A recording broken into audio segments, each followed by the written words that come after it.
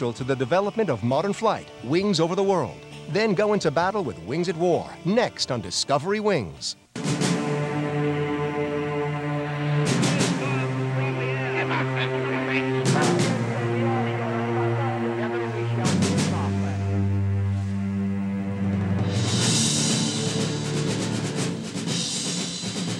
In the 1980s, the Soviet Union introduces the MiG-29 Fulcrum to the West. It is an awesome machine, powerful, fast, and agile.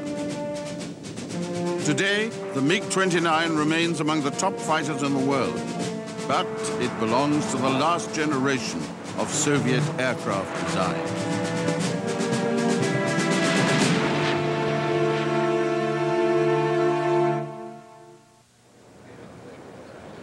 Artyom Mikoyan was the first head of the MiG Design Bureau, which was set up in the Soviet Union in December 1939.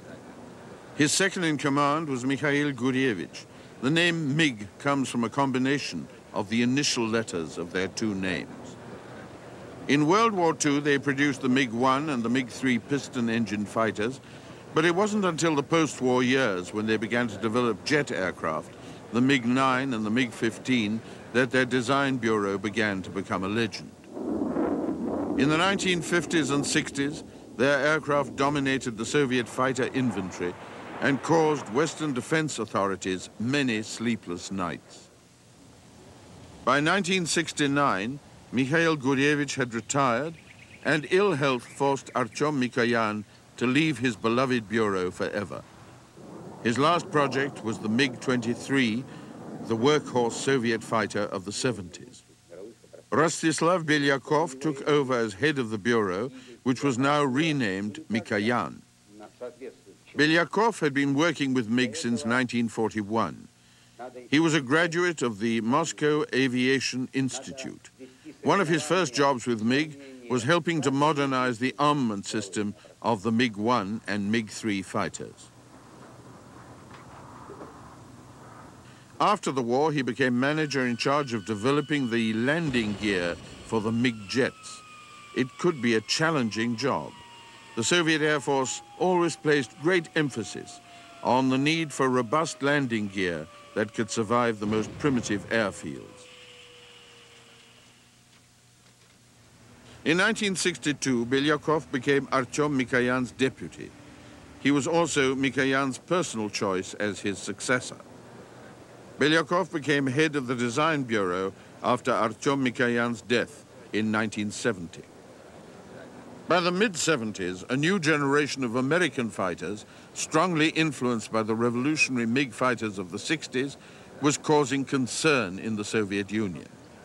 This new generation rejected the idea that a combination of beyond visual range radar and air-to-air missiles was the ultimate approach to fighter aircraft. There was a swing back to the classic fighter, a fast and highly maneuverable machine capable of dueling one-on-one with an equally agile opponent.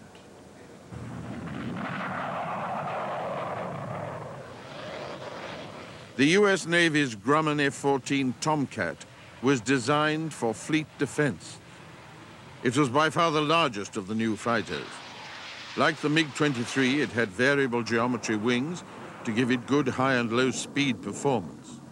It was not as light and maneuverable as the American fighters that would follow, but it was a step in what Soviet authorities saw to be a new direction.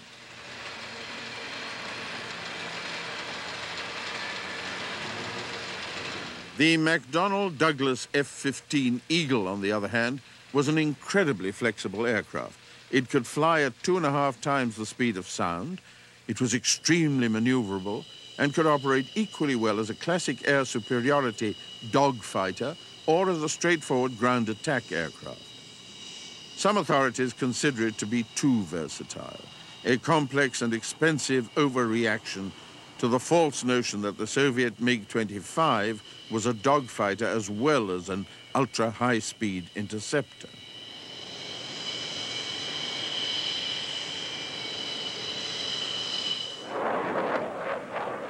The General Dynamics F-16, though, was a pure dogfighter in the traditional sense. It was light, highly maneuverable, and much less complex and expensive than the F-15 to produce. It could also be adapted quite successfully for ground attack. It was in the price range of many Western countries looking for a straightforward, effective fighter aircraft, and the Soviets knew it was likely to be manufactured in large numbers. The fourth of this group of new fighters was the McDonnell Douglas FA-18 Hornet. It started life as a competitor to the F-16 in the lightweight fighter competition, but went into service with the US Navy as a multi-role fighter to replace both the F-4 Phantom and the A-7 Corsair attack aircraft.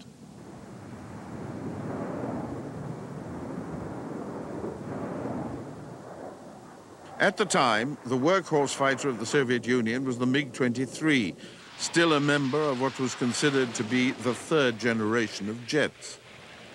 The new American fighters were a step beyond the performance of the MiG-23. They formed a fourth generation of fighter evolution. Soviet authorities watched their development closely, knowing that in some way they would have to make a move to counter the growing American superiority over the Soviet fighter force.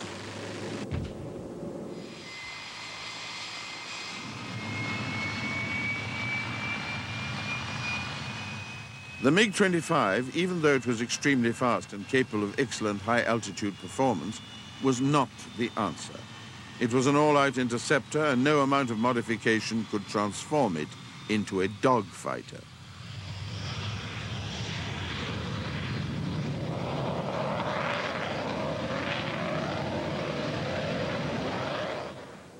In the early 70s, work began in the Soviet Union on the development of a pair of aircraft to match the high and low end of the new American fighter generation.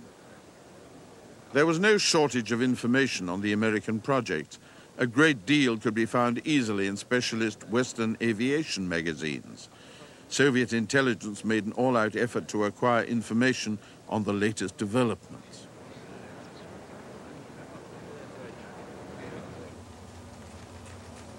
The Mikoyan Company's design team was originally headed by Alexander Chumashenko. Vano Mikoyan, Artyom's nephew, was deputy chief designer. The Mikoyan design team job was to develop a fighter to counter the F-16. At the same time, the Sukhoi Bureau was working on a larger, more complex, and more expensive aircraft in the style of the F-15. The Mikoyan Bureau's fighter would be called the MiG-29, and the Sukhoi Company's the Su-27.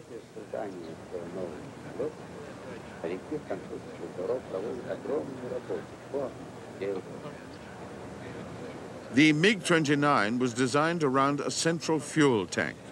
The whole structure did not have a fuselage in the traditional sense.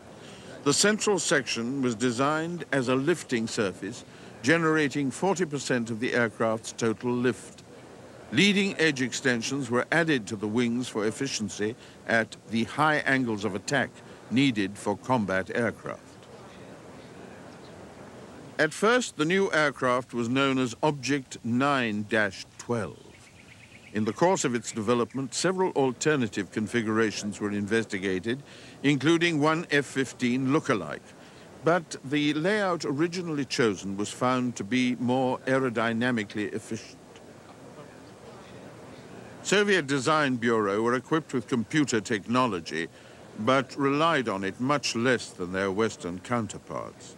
There's a Russian term, nakalenki, which means working with a piece of paper on your knee.